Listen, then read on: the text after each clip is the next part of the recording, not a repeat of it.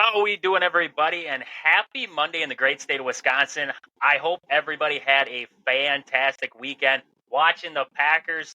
It was ugly. I'm not going to say it was fantastic. It was an ugly win, but they got the win. Badgers took the loss. We're going to be covering all that today. I got Austin with me. Austin, how are we doing today? I'm doing good. We had a good weekend besides the Badgers, but I'm glad to see we got the Packers the win. And so, yeah, it'll be good to dive into these two teams that are in two different places, it seems like. Definitely.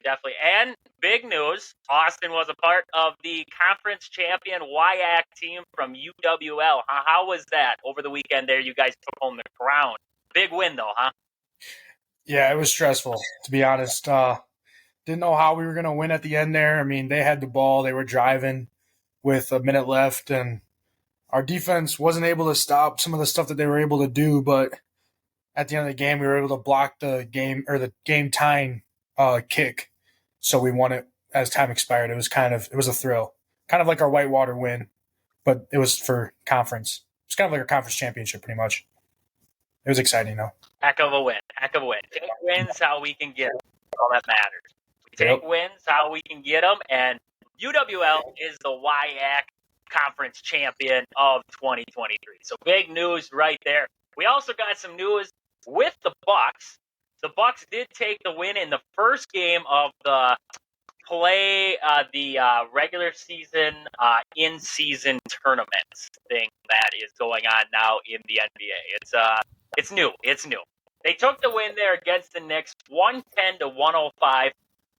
Trouble slowing down Jalen Brunson in that one. He went for 45 points on the ball game. Damian Lillard did put in 30 for the Bucks. It was a pretty good game there. New York came out shooting right away. They were leading at the end of the first. The Bucks then came screeching back, put up 35 points in that second quarter there. In that one, like I said, Lillard went for 30, 4 for 7 from downtown, 7 for 15 from the floor, 12 for 12 from the line. Giannis goes for 22. Middleton saw his minutes go up a little bit in that one. 21 minutes. We're used to seeing 17 out of him so far this year.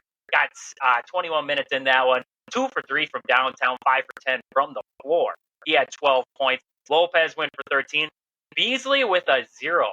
Big old fat 0 in the score column for Beasley in that one. And Crowder and Bieshkamp went for 14 and 13 respectively there. With Beasley, he just seems too hot and cold for me. I'm okay with shooters going through slumps. But with Beasley's performances so far, we're seeing a lot of he's going to go for 15, and then he's going to go for nothing. He's going to give me 4 points, and then he's going to go for 16. It's so hot and cold. Would you almost be better off giving a guy like, say, go big? You go big with your lineup. Maybe you put Bieshkamp in there. Now Middleton slides to your shooting guard position. You put Bieshkamp in there instead at that small forward, or even a guy like Jay Crowder getting into that starting lineup. What is your opinion on that with Beasley right now? Yeah, I was just going to say, maybe try something with Jay Crowder, putting him in there. I mean, he seems a little bit more consistent on scoring more points than Beasley. And even Beauchamp, yeah, he had a pretty good game too. I mean, he averaged a point per minute, it looks like. So, I mean, if Beasley's not consistent, I mean, it's worth a shot trying to put someone else in there that might be able to do a little bit more for the Bucks than what he's putting out for them. Definitely. And right now, the Bucks you'll get this when you do a complete roster. Your roster didn't really change, but coaching changed. So now your philosophies are different. You bring in Dame, that changes up a little bit. The Bucks have just seemed not as over the top as what I expected coming out of the gates. We saw this offseason acquisition of Damian Lillard. Got us all excited. We're going to see a new revamped Bucks lineup. They're going to be high flying. They're going to be scoring left and right. And so far, we haven't really seen that kind of craziness that we expected to see. The Giannis and Dame pick and roll, everything that was going to come with it. This offense was going to be flourishing. It struggled so far. And I'm hoping that with time, getting used to what Adrian Griffin's trying to do as a coach in the system now, everybody starts to settle down. They've been all a part of this Coach Bud's system for so long. that even without the roster flip over, I still think is a change for these guys. But at the same token, these are all, proven guys that you have on your roster here. So it shouldn't take long, I don't think. You're going to get about a third of the way through the season.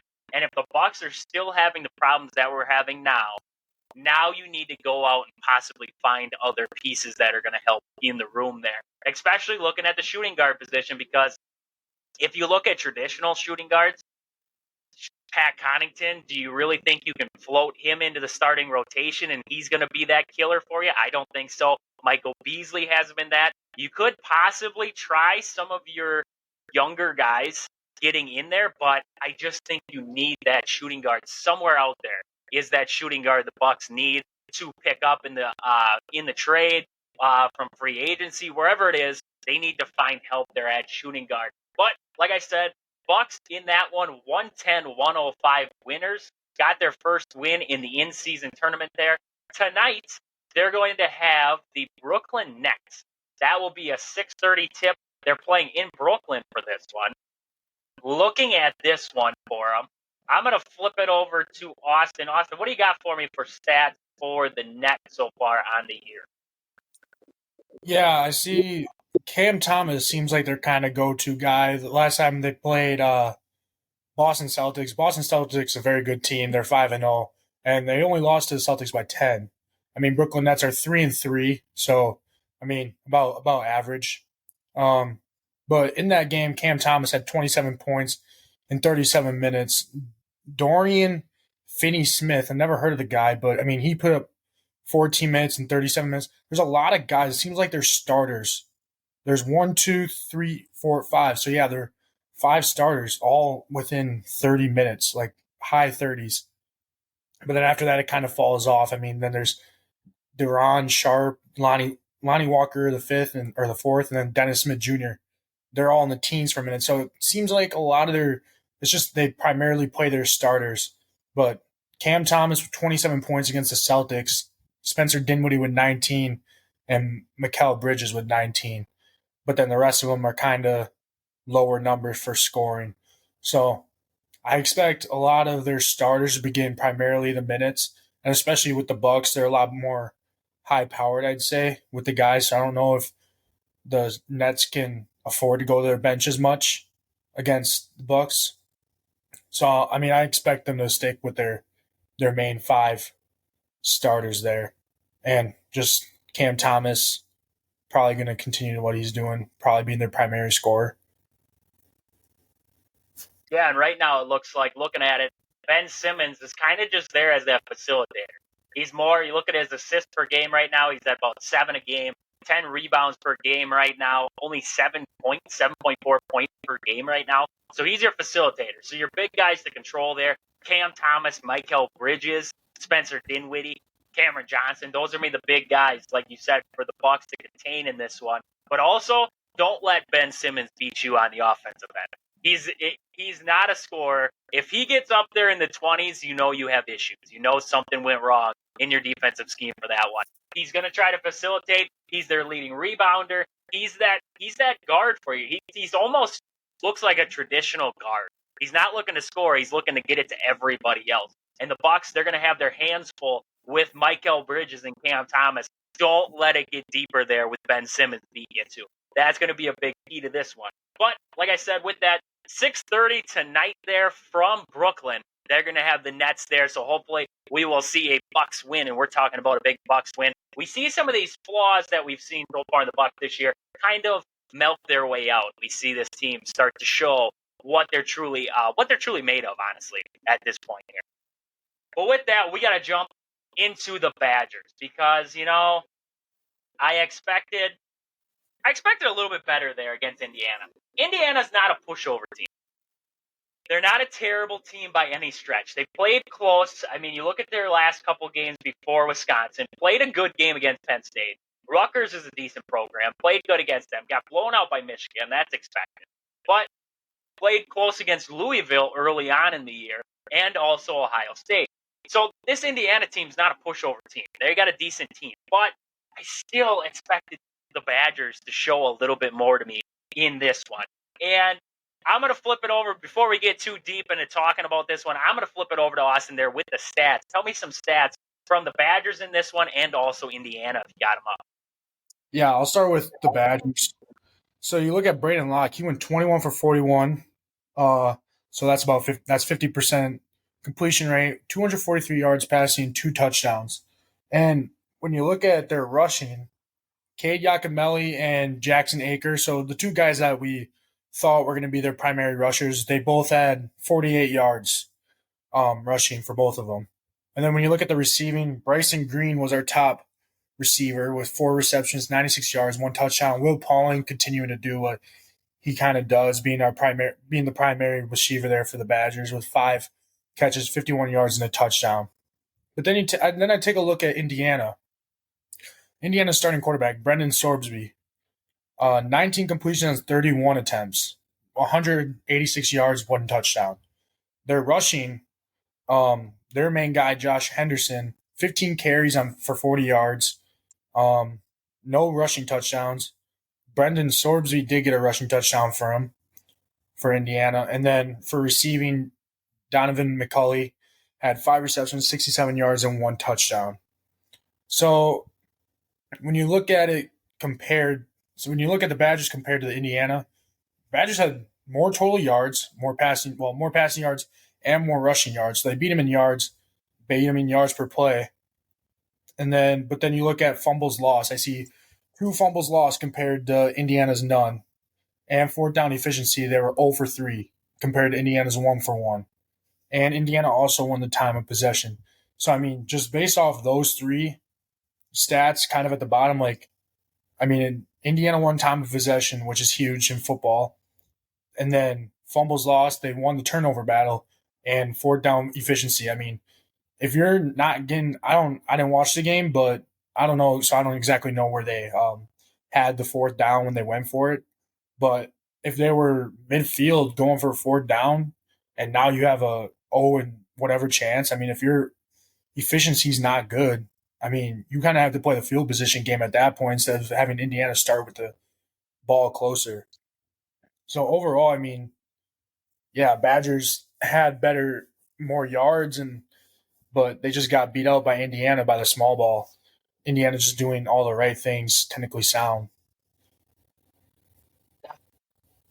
Definitely was an issue for Wisconsin in this one.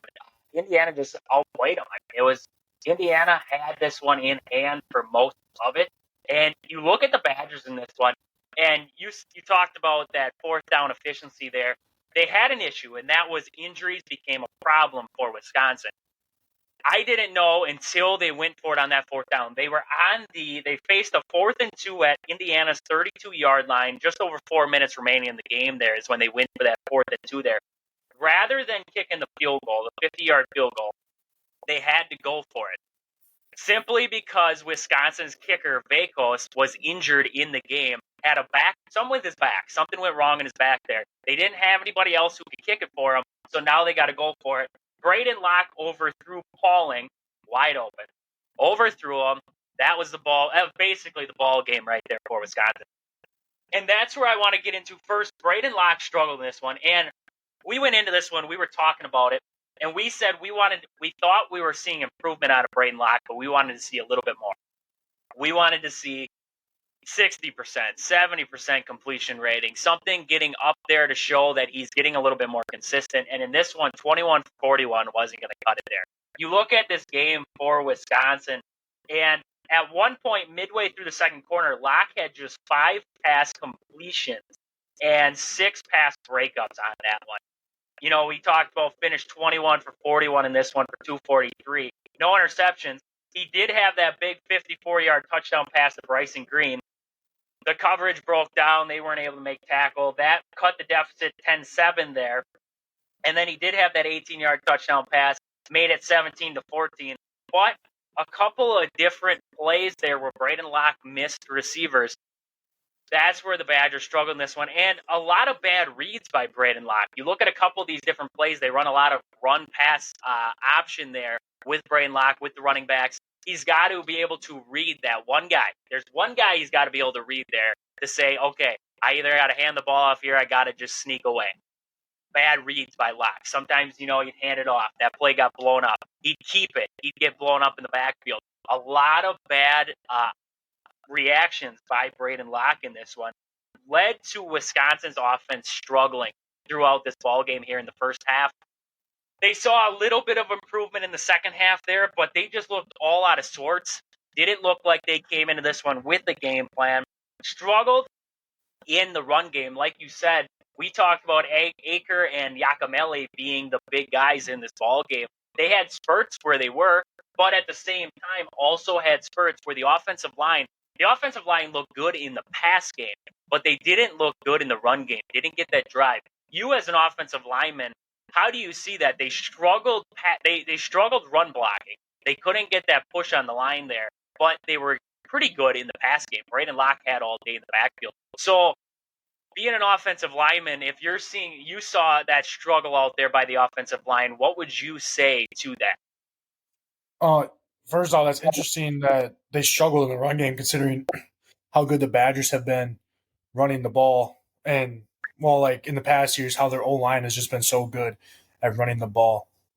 But, I mean, when you look to what plays to call in, you got to look at the strengths. And, honestly, I don't know exactly who Indiana has on their team, but, I mean, I would always figure that Wisconsin just has the better O-lineman compared to their D-lineman.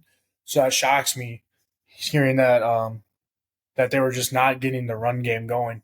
But when it comes down, you just got to find something that's working for you in the run game. Run game is super important. It opens up other parts of the game for you. So just the little things in the run game, I mean, just trying to find a play that will work. And then if that one play starts working, then that also opens up other run plays for you.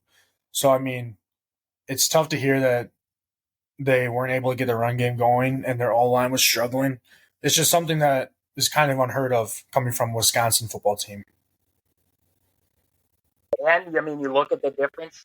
We're not used to seeing it because we're used to seeing Paul Chryst. He draws in these offensive linemen, these big guys who can run, they can pass block, they do it all day long. Now, with this switch over in the offense, the scheme and everything else, we're starting to see problems in that offensive line. And it's leading towards these lackluster performances there in the backfield by our running backs. So that's where we're looking right now with the offensive line there. Also, the defense struggled early in this one. A couple of key penalties against this Wisconsin defense led to Indiana first downs, led to Indiana moving the ball a little bit more efficiently. Wisconsin's defense struggled early on in this one, but in that second half, only 3 points allowed late in this ball game by this Wisconsin's defense. Wisconsin's defense struggled in the first half, first drive there, and then later on, Wisconsin's defense buckled down, got everything going in the right direction, and the offense couldn't pick them up once again. And that's turning out to be a killer for Wisconsin. These penalties by Wisconsin also, that is, I mean, we've talked about it all season long, trying to avoid mistakes, those simple mistakes that are honestly avoidable here. You think about it, Wisconsin known to be more of a sound football team. They're going to play it. They play football basics. They play the basics of football. We've seen it through the year. They don't try to go outside the box. They hold their water. They don't get penalized a lot. Now you look at this Wisconsin team constantly getting penalized you look at these defensive pass interference there, and then a couple different times with the false starts, offsides, just all game long. Wisconsin's getting penalized, and that is what is killing them here in these ball games. Also, we talked about there with Vakos, but you could tell the injuries were killing Wisconsin here in this one. Not having Braylon Allen, also without Chimere Dike. He's not one of your top wide receivers, but he's still a presence in that wide receiver room. And then also, we're starting to see more and more not having Chez Mellusi as that dominant backup for Braylon Allen, not having him out there. Now you're missing both your top backs. Going into this one, you were basically going to Indiana with your number 2 quarterback and your 3 and 4 running backs who didn't really see time when the other 2 guys were out there. So this is kind of just throwing it together if you're Luke Fickell there on the offensive side. I've seen it a lot, though. Wisconsin is starting to go away from the tight end. they're not really utilizing the tight ends as much as what we've seen in Wisconsin's offense through the past couple of years. I mean, you look at that first play of the game, Wisconsin didn't have a tight end in the game. They didn't even have a tight end out there in the formation. I thought that was surprising. You don't see that out of Wisconsin. So something new developing. Tight ends are kind of becoming a non-factor for Wisconsin. But to me, looking at a football team, looking at a successful football team, tight ends are valuable in the run game, blocking there, and then also in the pass game. You can use play action with the tight ends there. You look at what the Kansas City Chiefs do with Travis Kelce. You look at if Luke Musgrave for the Packers gets going, what that does for the Packers offense. I mean, it's just you can go team by team. A tight end is valuable to that organization, and the Badgers are not really utilizing tight ends as much as I would expect. Does that surprise you that tight ends are not really being utilized by this Wisconsin team? Yeah. I know, like I was talking about O-lineman pass, like how they've been, but also now tight ends in the Wisconsin offense. It seems like they've kind of been a staple. You look at Jake Ferguson, how he was. I can't remember. Oh, Troy Fumagalli. He was really good for the Packers, or not Packers, Badgers, and it's interesting to see that the tight ends are not getting utilized by the Badgers as much, considering how much those guys are utilized. And it could be a switch in the offensive scheme, as Paul Chryst probably wanted to use tight ends a lot more. And now Phil Longo, that's the offensive coordinator, right? Phil Longo for the Badgers. Yep. Yeah. Yep. He maybe that's just his coaching philosophy, not want to use tight ends. But personally, I think tight ends are a very crucial part of an offense. I mean, they allow you to get first downs, short yardage, and then also they're able to block. I mean, it's a very unique type of position on the field.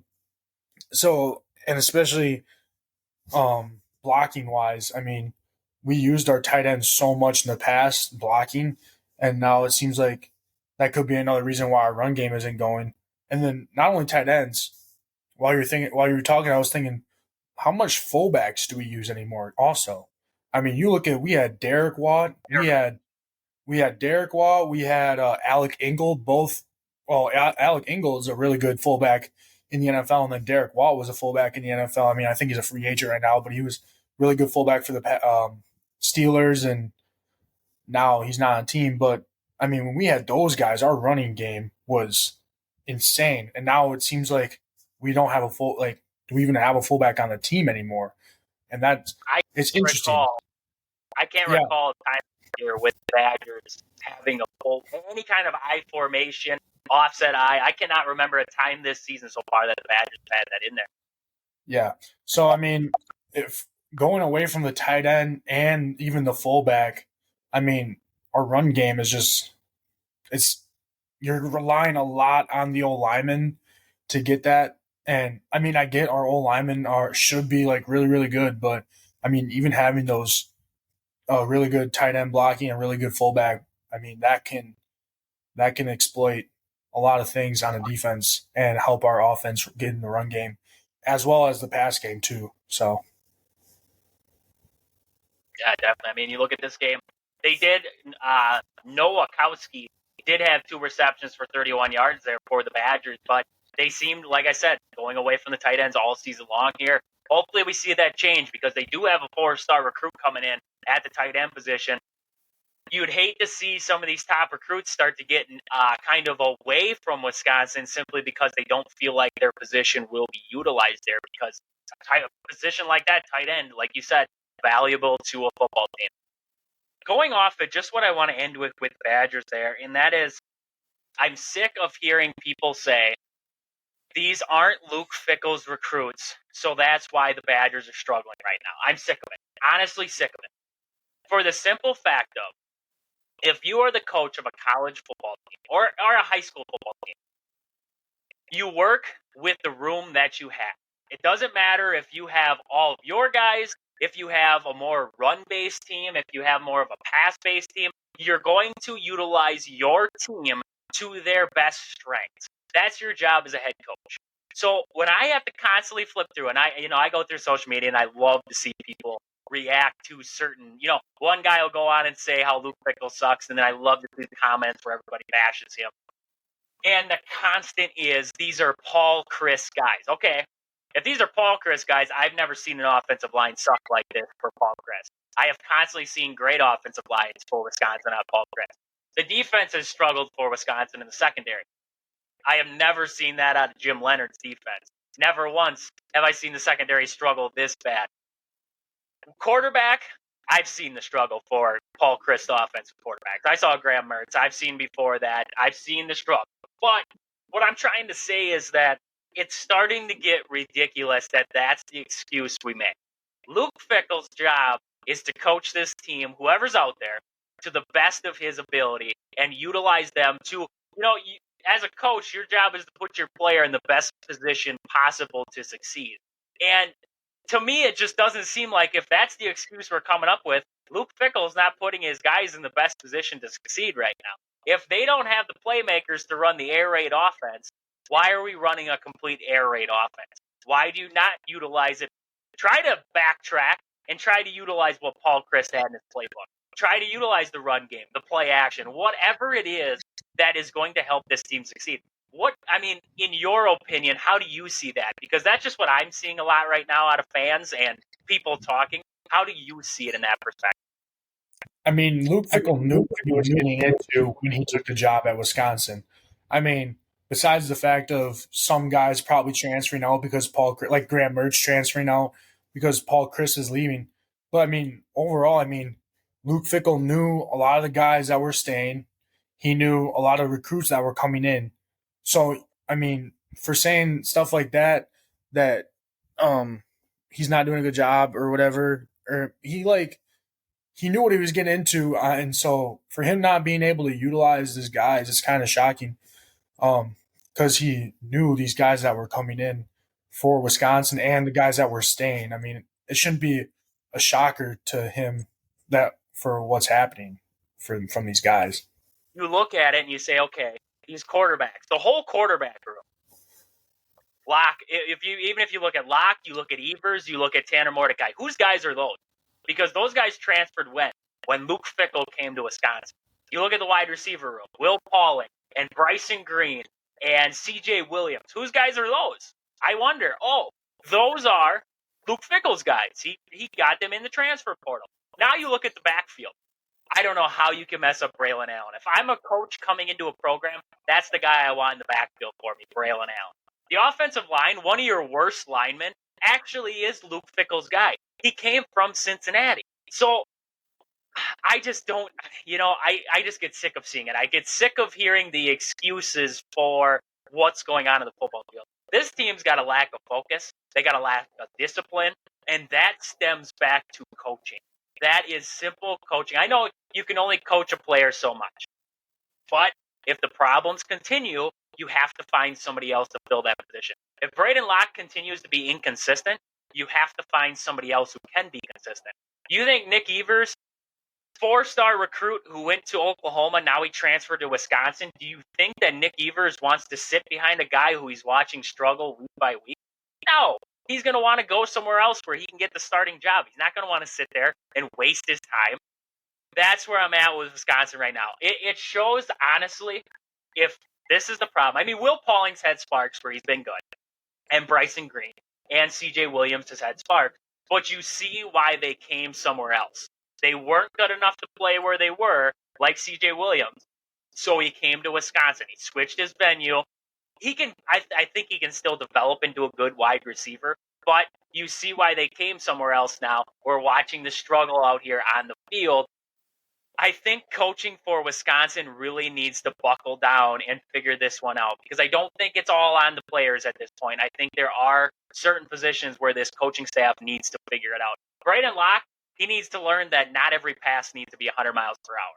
He can take a little bit off on these dump passes and everything like that and just flick it out there. He doesn't need to break his wide receiver's fingers and all kinds of stuff like that. Just simple coaching mechanics that could change the Badgers season. I know as of right now, basically out of the Big Ten championship game with this last loss there, Iowa's got that 2 losses at the top there, but they have the tiebreaker over Wisconsin. So basically out of the Big Ten title, so now you're playing for a bowl game. And this needs to turn around fast for the Badgers to get into a bowl game. But we're going to get more into the Badgers this week. We have to jump over into the Packers. The Packers got the win. That's about all we got with that one. They got the win. We'll give them that. We'll give them a clap. We'll let them know they did something for us. They got us a win. So well deserved by that Packers team. But at the same time, we also have to dial it back. You played a Rams team that was without Matthew Stafford. Their defense hasn't been great, phenomenal all season long. They're a struggling team, and you got the win. That's a start. You got the win. 20-3, Packers get the win over the Rams. We'll take that one. But we gotta look at we're gonna look at the good. We're gonna look at the bad. The offensive line for the Packers did look better in this one. Had a lot more drive. It looked like the offensive line finally looked solidified. Gave Jordan Love some time there to be able to throw the ball. Did a good job on Aaron Donald there, keeping him out, picking up blitz packages and everything in between. I thought the offensive line looked a lot better in this one. But before I get too much further, I almost forgot. I got to jump over to Austin here. He's got to give us the stats. Break down the key stats for this game here against the Rams. Yeah, I'll start off with Jordan Love. He went 20 completions, 26 attempts, 228 yards for a touchdown. No interceptions. That's huge considering how much Jordan Love has been turning the ball over sometimes. So no interceptions is a good stat to see out of Jordan Love. Aaron Jones, we finally got to see how much he can actually do when he gets the ball. 20 carries, 73 yards, and a touchdown. Emmanuel Wilson kind of did pretty good. Only 4 carries, but he had 43 yards. He averaged 10 yards per carry. And then A.J. Dillon in there with 9 carries, 40 yards. You also see Jaden Reed also got a carry out of him. And then receiving, Luke Musgrave, tight end, 3 receptions, 51 yards, and 1 touchdown. But after that, kind of silent out of our receiving core. I mean, Dontavion Wicks had 4 receptions, 49 yards. Christian Watson only had 1 reception for 37 yards. And then Romeo Doubs, a silent 3 receptions, 36 yards. So not a whole lot going for receiving. And then you look at the defense. Jair Alexander, he led the Packers in tackles, but I want to give a shout out to the D line. It seemed like they made some pretty good plays when it came down to it. I know let me find his name. Carl Brooks. The few times I was watching, I mean, he had some pretty good plays, and then he had some crucial tip passes. It seemed like he was just, for a rookie, I feel like he's doing pretty good. Along with Lucas Van Ness there too. Rashawn Gary only had 1 tackle, and Preston Smith only had 1 tackle also. But Isaiah McDuffie, I will say, he definitely stepped up considering what's his name? Quay Walker was out of this one. I say Isaiah McDuffie definitely stepped up compared to his other games that he's been in. He had 6 tackles there, 1 assist, but some pretty crucial plays for him as well. Overall, it's a pretty good, solid team win. I mean, I'll take a 20-3 win any time of the week. But, I mean, even though Matthew Stafford didn't play, holding the Rams to 3 points was a huge win to see out of our defense. Yeah, it was definitely a big game for the defense there. Silence the Fire Joel Berry haters out there for a little while. Kind of keep on the down low for one more week. But you got to look at the flip side of that. Ripon did not play a good game for the Rams, so that's where it was kind of one of those games where you were expected to win. You had to pull this one out. Getting to it with Jordan Love. We wouldn't be talking about the Packers if we didn't really get into Jordan Love. So we got to get into the Love here. Like you said, looked a little bit more consistent in this one, 20 for 26. And the only thing that I could see with that consistency was a lot of the completions in this one were checkdowns. They weren't going to the main guys in the scheme there. They were checkdowns to whether it was a tight end or checkdown to the running back. He had a lot of completions that way. But, at the same time, I look at that and I say, that's okay. That's okay that the checkdowns were coming because we want Jordan Love to feel comfortable. And if that's the read, if he doesn't read anything else open, that's where we want him to go with football. So I thought that was a good thing to see out of Love. It kind of makes his completion there look a little bit lesser. It doesn't make it look as good, but at the same time, it's what we needed to see out of Love. So that was good news there. On the bad side, Jordan Love's deep ball continues to be a problem. He had a shot there early to Christian Watson, wide open behind the defense. All he had to do was dump it over the shoulder there, and Watson was gone. Missed him on the deep ball again. I just think, you watch when Christian Watson's really been the guy for the Packers. It's, we utilized him as the guy to blow the top off the defense. And if Jordan Love can't consistently throw a deep ball to him, if he gets wide open behind the defense, we have to be able to hit him in stride, have him take it to the house. I mean, that's a gift right there. You got to be able to make that throw. And that's why I think the Packers are lacking right now. That's causing the struggle of Christian Watson, is not being able to hit him with that deep ball. It's constantly these balls are falling a few feet short, a few yards short. So that's where I think Jordan Love could have some improvement. But in this one, Love did look better in the second half. I thought the second half, he looked a lot better for the Packers there. Again, against a banged-up Rams team, so we can only take it with a grain of salt. But improvement was what we wanted to see. We wanted to see some improvement. The one thing that the Packers did not improve on, 7 penalties in the first half against the Packers. 7 crucial penalties there. Oh, man. I mean, there was a couple of offsides calls. The one on Nyman, that one wasn't that was terrible. That was a terrible call. You look at it, they called him offside. They even flashed back, did the replay. The guy, he wasn't even close to being offside. I don't understand that call. That was a missed call. But there wasn't offsides otherwise. That one was truth, and that was a killer to another drive. The Packers have been penalized. They actually lead the NFL in penalties so far this year. So that is a huge killer for an offense that's already struggling. Now you balance that out with the struggle there to even get the play set up right. You don't even get into the play, and we can't set it up right. That has constantly been a problem for the Packers. So improvement in some areas, other areas struggle again. I thought some of the skill position guys for the Packers there, looking at like Jaden Reed, Luke Musgrave, those guys had better games, and they were running. It looked like running the right routes finally, and that I think was a huge help. So the skill guys for the Packers, the wide receiver room, starting to get a little bit better there, starting to get a little more focused. Like you said, Aaron Jones finally got 20 carries. We saw it there, 73 yards out of him, 1 touchdown. Huge to have Aaron Jones back for this ball game there. But the Packers, I mean, it was a improvement game, right? That's what we were looking for. We were looking for improvement out of the Packers there. You didn't watch much of the game. I was busy all day. You got other things going on. But, we are blessed with having Wayne Larrabee on the radio there calling Packer games, Matt LePay calling Badger games. I mean, we are truly blessed as Wisconsin fans, having some of the best radio announcers. We've had Bob Uecker through the years on the radio there for Brewer baseball. I mean, it can't get much better. It cannot get much better if you are a Wisconsin fan. You can you can mute the TV, and you can just have your Wisconsin guys calling the game. So that was a good thing, is that I had Wayne Larrabee with me all day as I was running errands, doing what I had to do, and everything in between. Yesterday, missed most of the Badger game. Had to go to Hobby Lobby, but I got Matt LePay on the radio. I didn't want to go to Hobby Lobby. I'm going to tell you that. I did not feel like going to Hobby Lobby. I get bored at Hobby Lobby.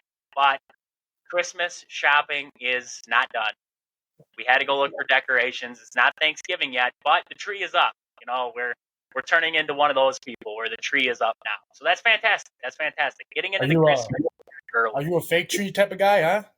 Fake tree kind of guy. I'm not. Hey, whoa. Needles. My mom always told me pine needles are the worst thing in the carpet because they stab you for years to come. I've never had a real tree. I've always dreamed of the day I could walk out in the woods, find that tree, chop it down, strap it to the top of my car like National Lampoons, and make it happen. But I haven't got that blessing yet. Maybe one day. Maybe one day I'll invite you to come out with me and we can chop down the tree. Or you can just go buy one. or we could go buy one. That's what we do. I mean, we just buy our tree and it's real, and then the day after Christmas, it's on the side of the road. Take it away. Moving on to January 1st. After December 26th hits, Christmas over. We're lucky if that tree is down by February. It's like it turns into the New Year's tree, and then it turns into the Valentine's tree, and then maybe it's going to turn into the St. Patrick's Day tree. I don't know. We keep it up to keep celebrating the holidays. Next thing you know, it's 4th of July, and fireworks are getting shot at the tree, and it's like, what's going on here? Hey, I wanted a pre-lit tree, so I never had to put the lights on. I just had to plug the son of a gun in. It would just fire up. Nope, can't get the pre-lit tree. We got to wrap that baby in lights myself. So it looks fantastic. That's all I got to say. But we got a little off topic there talking about the Christmas and everything else in between. Packers, like we talked about, they got the win there, 20-3. It was an ugly one, but a win is a win. Improvement is what we're going to go off of in that one. Improvement. We're just expecting and hoping for improvement week by week. We're going to get more into the Packers as the week goes on, but we have to get into a big game tonight. The NCAA kicks off their NCAA men's kicks off tonight there for the Badgers. They're going to have Arkansas State. I don't know if you can call it a big matchup. An opening game of the year matchup. Could be a trap game matchup there for the Badgers as they have number 9 Tennessee coming to the Kohl Center right after this one here. So we're looking at this one against Arkansas State. It's going to be on Big Ten Plus at 7 o'clock. So if you got Big Ten Plus, if you don't have it, sign up. I signed up for it just to watch the Badgers when they have these silly games where they're not on national TV. But in this one, some of the keys to the game.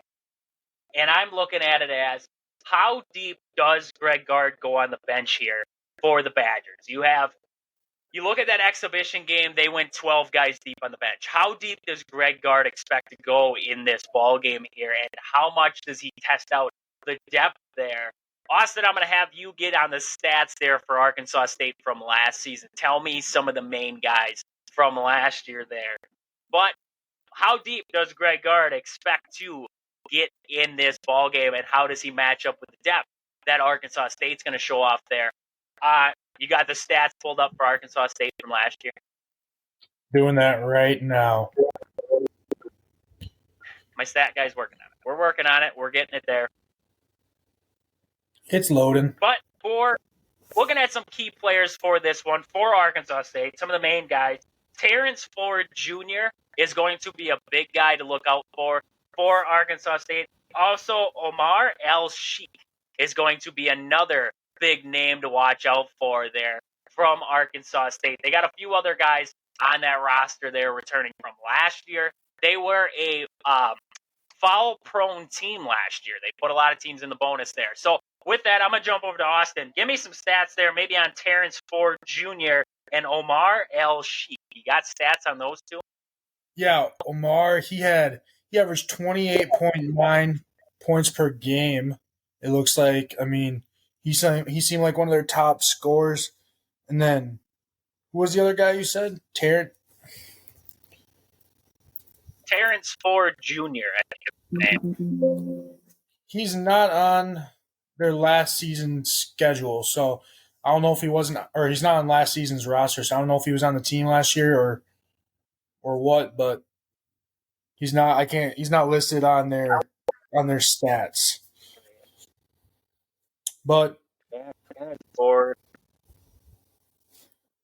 Omar is, and he was one of their higher scorers.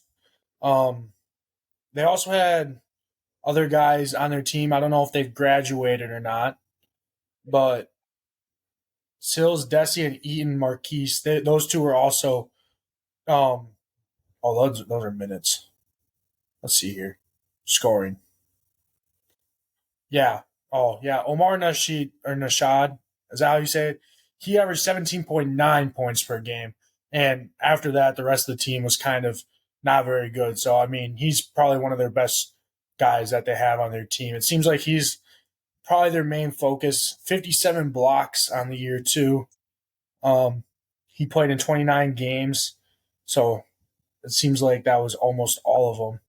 And he had one 3 point attempt or one 3 point attempts, and he made one for them there, and then total of 520 points on the year, average 17.9.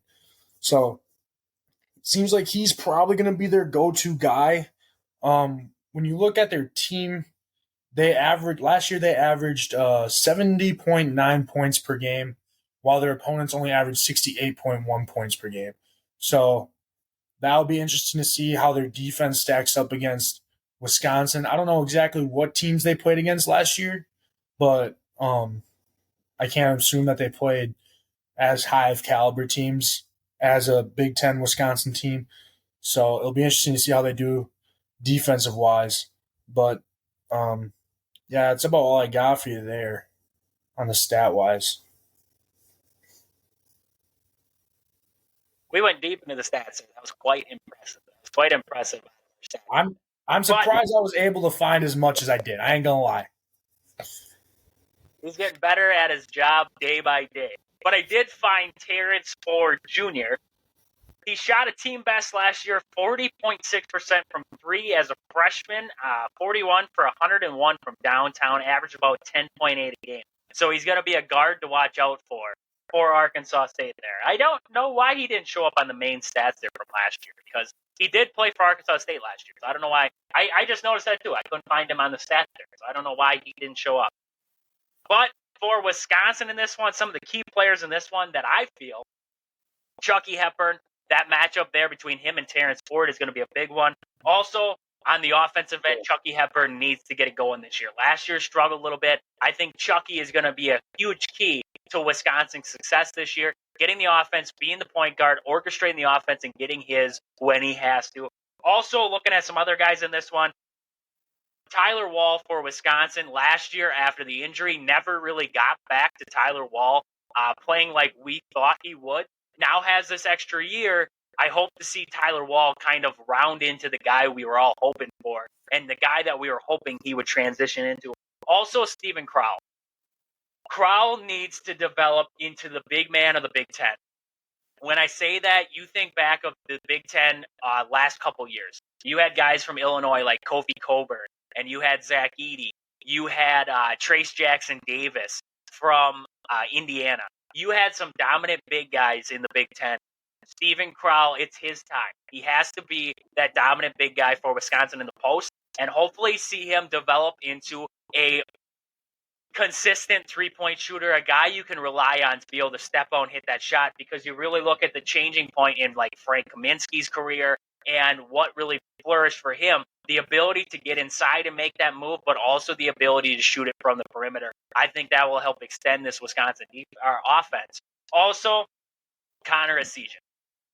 I think Essegian needs to have a dominant sophomore season, but it's going to, I really do think it's going to be coming from off the bench there to start the year at least. So how does Connor Essegian respond to now being a bench player for Wisconsin, being that sixth man? We looked at it last year. He was started on the bench, got into that starting role, was a great guy in that starting role to have. Now he's going to be coming in as that secondary guard to Chucky, even taking some of that point guard spot from Chucky and Klesman at time. How does Connor Essegian respond to that? I think we're going to see a lot of that in this one. Like I talked about at the start, how deep does Greg Gard go? Do we see John Blackwell, point guard there, freshman? Do we see him a lot? Nolan Winter, I expect to see him freshman there for Wisconsin. I expect to see him in the ball game here against Arkansas State. You got Kamari McGee coming off the bench there. Marcus Ilvers, Carter Gilmore. I think Wisconsin's got a lot of depth. How far does Greg Gard extend it here? And then going into Tennessee there, we're going to talk about that later on this week, but how far does Greg Gard go on the bench there against Tennessee? Will we see a lot of these guys in the same situations there? But going off of that, I think, like I said, a huge key in this game for Wisconsin is going to be getting Tyler Wall and Steven Crowell involved in the paint, working through the post. You know, you look at your successful basketball teams, you got to be able to work through the post. You can't stand out there on the perimeter and try to make things happen out there. you got to be able to work the ball inside. If it's not there, kick it back out to your shooters. And I think that's going to be a big thing for Wisconsin to emphasize here in this season here is doing that, but also, like I said, avoiding one-on-one offense. And that's where I think working into the post is going to avoid that one-on-one offense. I don't want to see Chucky come down, dribble around the top of the key for 15 minutes, and then chuck up a prayer. I want to see the offense come down, Chucky get the ball to maybe a wing guy or straight into the post, and then try to run the offense through there. I think that's going to be big for Wisconsin there. Also, going along with that, that's going to create driving lanes. I think Wisconsin needs to stop relying so much on the three ball as they need to get into the paint and make things happen with driving lanes and everything in between. I think that's going to be big for Wisconsin here. Also, like I said, the perimeter game for Wisconsin needs to become more consistent. I mean, Austin, if you can, find us the stats for Wisconsin last season, 3-point percentage, everything in between there. Find us the stats on that because I want to see what Wisconsin did last year from the perimeter because it seemed like they weren't very consistent from downtown. They shot a lot of threes, but they weren't consistent from downtown. I think that was a big killer for Wisconsin. Just let me know when you got the stats up there. My stat guy, he digs deep. He digs deep. He does a great job. He's one of the best in the business at it. He's going to find us these stats here on 3 last year. Yeah, so last year, you look at the 3-point percentage. Jacoby Neath actually led him, technically speaking, but he only played in 3 games and only had 9 minutes, and he had 50%, so I don't really count him. But next, you look at Chucky Hepburn, and he averaged, or his 3-point percentage was a 40.5% field goal or 3-point percentage there. And Max Klesmit after that was a 38.3. Connor Essegian, you saw him, he shot a majority of 3-pointers there. And when he was hot, he was hot, but when he was not, he wasn't. But he averaged 30. His average was a 35.9%. So not like overall their team percentage at 3-point was 35% there. So I mean, when you look at that, it's not too hot there for the Badgers last year. So, but then again, you look at some games, and when they made 3-pointers, I mean, they were making them. But then also, like you said, you saw Chucky come down and just try to play one-on-one ball, which obviously in the Wisconsin offense is not going to work. And in college ball, usually generally does not work unless you're just a generational player, which Chucky Hepburn sadly is not, I don't think. But yeah, hopefully we can see some improvement in that percentage this year. And like you said, you're going off of the 1v1 point there. And that, you look at working threes through the offense. I think that's going to be a big thing there. When you could catch it in transition, in your movement, I think that's going to be big for Wisconsin. And that's where I look at, you talked about Connor Essegian there. Most of his shots did come from downtown there, and that's fine. You're going to be a good 3-point shooter. You're going to be a good 3-point shooter. But I think that's the difference for me between A.J. Storr and Connor Essegian right now, and why I would start A.J. Storr over Essegian is how does Connor Essegian transition from the guy we saw last year, who was predominantly a 3-point shooter? Can he develop getting into the paint, being that mid-range guy for this Badger team, being able to get to the basket, and then also how does his defense get better from last year? Because last year he was a struggling defender. He could not stay in front of a guy. He seemed like a guy who was, more prone to playing at like Kentucky, where defense isn't as, predominant. We're going to let guys by, let them score. Wisconsin's more of a slower paced. We're going to win this game, 70-54, 70-66. We're not going to get up there in the 80s, that kind of scoring. We can't score that fast. How does Connor Essegian develop from last year? So right now, to me, I would start Storr over Essegian just to see what Essegian has got, in his back pocket there. Does he develop into that second, in his second year, does he develop into a little bit more? What would you do? You're getting a little bit more size out of Storr than Essegian, so you're going a little bit more big. You have Chucky and Klesmit. Those are your 2 guards. Essegian's coming in there. He's 6'4", so if you add Essegian in that starting lineup, you're going a little bit smaller. So Storr's coming in 6'7". He adds that length to your team, but he also adds that scoring. So in your opinion, would you bring Essegian off the bench, or are you bringing Storr off the bench? I want to see what A.J. Storr had, especially against these teams. And especially when they play Tennessee. I want to see what AJ Storr has in store for us. But Connor Seaton, I mean, we know what he can do a little bit based off of last year. That defense there did lack at some points, and especially with AJ Storr having a bigger body, I think that will help Wisconsin match up against teams a lot better than Connor Seaton. But I also like how Connor Seaton, I mean, hopefully he embraces that six-man role if he isn't a starter and realizes that he can come off the bench and make some huge plays for the Badgers in playmaking wise. And so I'm not mad at the fact that if AJ Storr starts, it's not a bad thing at all. But also, if Connor Season could possibly start some games too, based on matchups, you never know. So honestly, it's kind of a win-win for the Badgers on how they have it with AJ Storr coming in here as a transfer. But I really want to see how he does this first game against Arkansas State. I completely agree with you there. It is going to be exciting, and you have that ability now that if you wanted to go small ball, you could move Tyler Wall back to that. He could play that post position for you. Have a guy like AJ Storr move into that more traditional power forward, and then you implement Connor Essegian in there with Max, with Chucky or Kamari McGee, who was ever in there at the time. You could go smaller, go a little bit faster without having Steven Crowell in there. So I think that is enticing there. They have a lot of depth, and I think that's going to be huge for Wisconsin. Can't wait to see opening tip-off for this regular season. I'm excited for some Badger basketball. It's shaping up to be a pretty good team.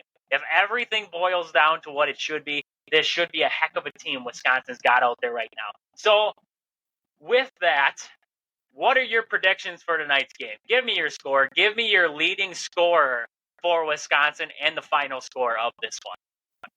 First off, I'm going to go with the Badgers winning this one. Leading scorer, I think it'll be Steven Crowell. In the NIT tournament, he started to get a little bit of a rhythm there, being the the dominant scorer that we thought he could be. I think he'll come to terms and he'll be the top scorer for the Badgers. Score wise, I don't know a whole lot about Arkansas State, so I'm probably gonna go 83. Probably like 70. I don't exactly know what Arkansas State has, but I mean, first game going against a decent team, not UW Stevens Point. I mean, I'll have it a little bit close until I see what the Badgers can actually do.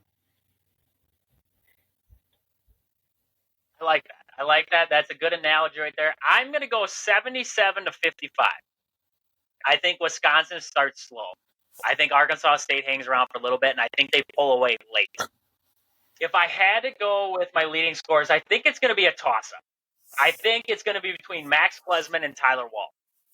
I think Wall's going to come out shooting, and I've liked what I've seen out of Max Klesman. He looks like he's becoming one with Wisconsin now. Last year, coming in the transfer portal, didn't look like he was, in it right away. He kind of seemed hesitant. I think Max Klesman finds it this year, and I think Max Klesman and Tyler Wall will lead scorers in this ball game here for the Badgers. But like I said, with that, Wisconsin opening up tonight here in NCAA men's basketball. They're going to have a 7 o'clock tip against Arkansas State. So if you got Big Ten Plus, if you haven't signed up for it, sign up for it. Check it out, and hopefully we see a Badgers win before they will be taking on Tennessee here coming up here this next week. That's going to be a big matchup. Can't wait for that. But with that, that is about all we have for today. It's been awesome talking to you guys. Thank you guys for listening. This has been Wisconsin Sports on the Go with Trade. Thank you guys for listening. Deuces.